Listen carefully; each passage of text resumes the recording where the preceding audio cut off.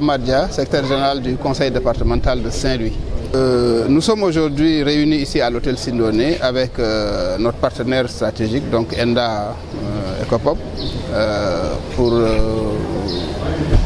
une table ronde un peu des partenaires techniques et financiers en présence de tous les acteurs communautaires et des services techniques de l'État pour parler effectivement de l'écosystème mangrovien qui est l'un des trois du Sénégal, donc la mangrove de la vallée du fleuve Sénégal, vous avez la mangrove du Sine Saloum et la mangrove de Casamance. Donc vous savez que c'est un écosystème extrêmement important,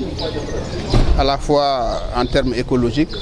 en termes économiques et financiers, vu des activités que les riverains peuvent y conduire, et également son rôle social. Donc cette mangrove, effectivement, on avait observé un recul de cette mangrove jusqu'à ce que ça devienne vraiment une portion congrue du territoire de Saint-Louis. Il a fallu donc que des actions soient entreprises. Nous les avons entreprises ensemble avec les communes donc, qui partagent cette mangrove, la commune de Saint-Louis,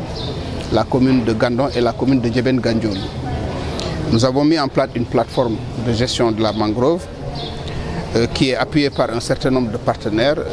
d'abord au niveau local, avec l'ONG, le partenariat, avec donc des partenaires, des bailleurs,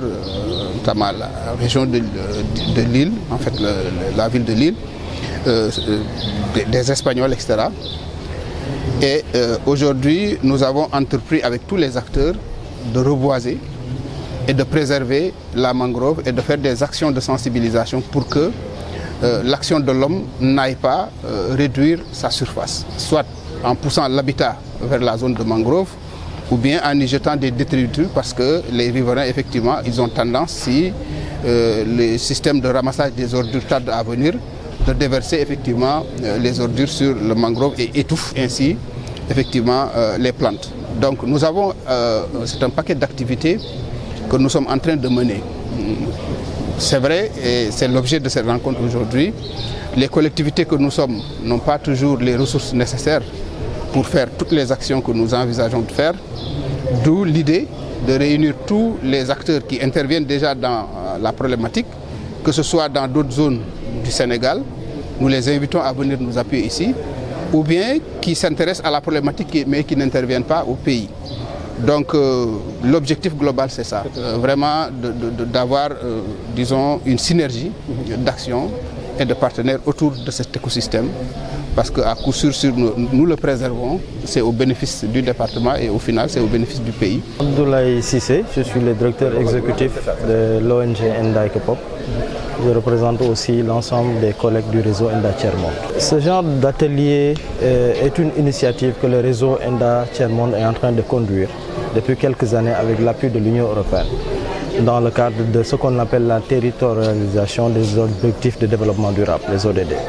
Parce que depuis le lancement des ODD en 2015-2016, l'idée était que le développement ne peut se faire que par la base avant d'aller vers le haut. C'est pourquoi on avait un appui des organisations de la société civile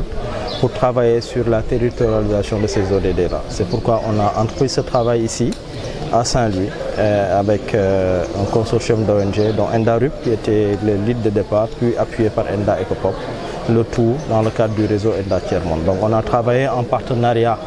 avec le conseil départemental, les services techniques déconcentrés et l'ensemble des communautés dans une initiative qui visait la gouvernance des ressources forestières, notamment la mangrove.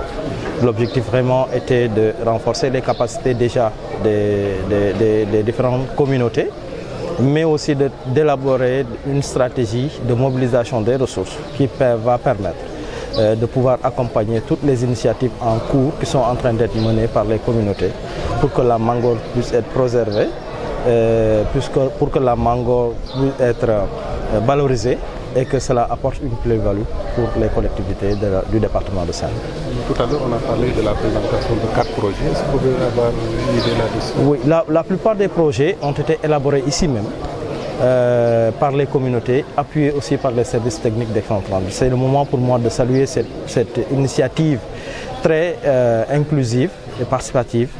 à laquelle l'ensemble des parties prenantes de ce projet ont contribué. C'était des projets pour moi qui étaient très innovants et qui aujourd'hui concernent la gouvernance des ressources forestières, concernent l'environnement, l'éducation environnementale mais aussi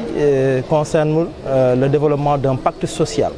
qui permettra aux communautés, en partenariat avec les autorités, de préserver, valoriser et utiliser la mangrove à bon escient. El Hadji Ahmed Sène Diagne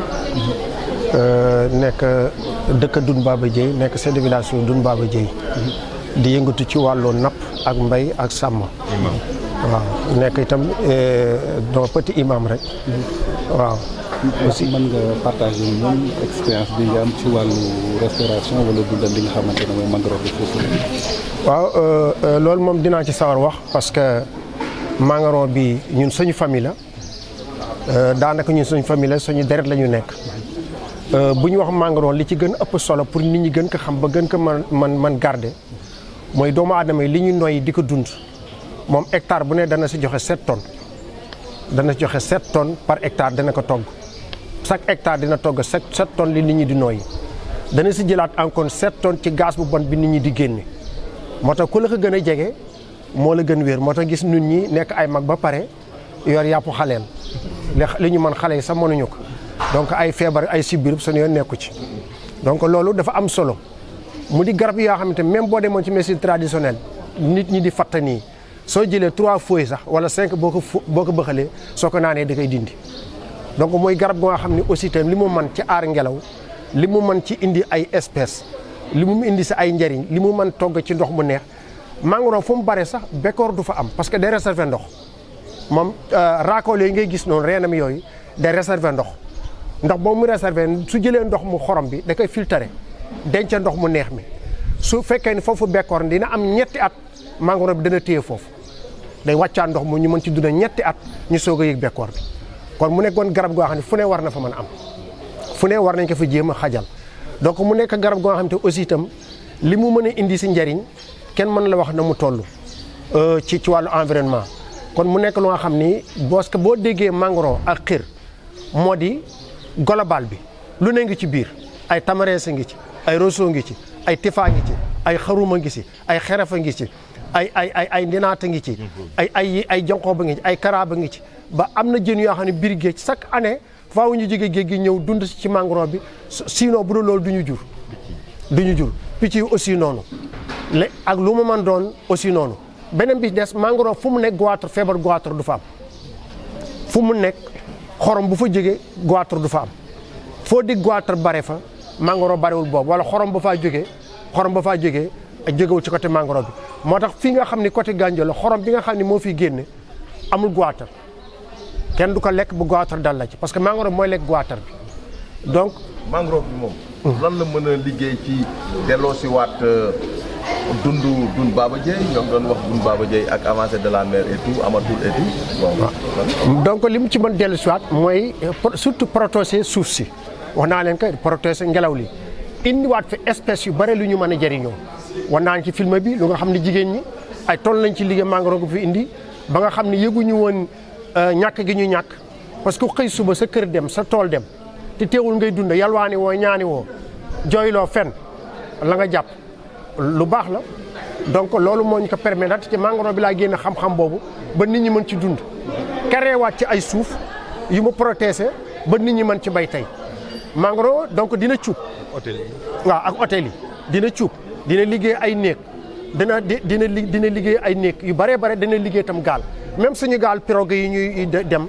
nga xam ne dañ koy def ay balaak ak di si nappi si mangrove bi lañ koy lii parce que mangrove ay xeet la bu dee ci wolof dañ lay wax sanaar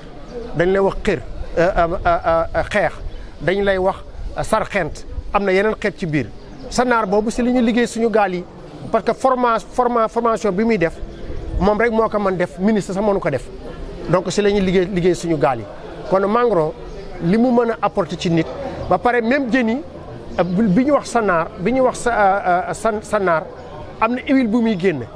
di ko wàcc ci pasal yi mooy maam petit balaa de mer ndey su mois de mai jotee jën bu fu jën mën nekk ci àdduna di nga ñëw ci kaw ndox bi nga naan huile boobu moo tax ñeen saa yi nga gis jën yi di fitti nii ci kaw ndox bi di def nii di jël loolu la ñuy segg di ko jël jën bu ko amul année bi du la fi fekk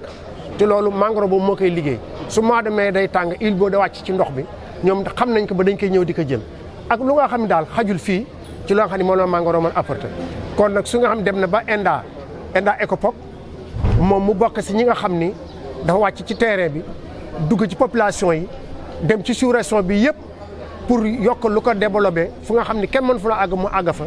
mu mën ko dajale ba ñu mën ko capitaliser ba mën jàppale doomu aadama yi ñu mën yokk loolu kon partenaires yi ak bailleurs yi war na leen mën a jàppale ba ñoom ñi nga xam ne ñoo mën a àgg ci suuf ñu mën a valoriser mangrove bi ba mu gën a yokk bu baax a baax.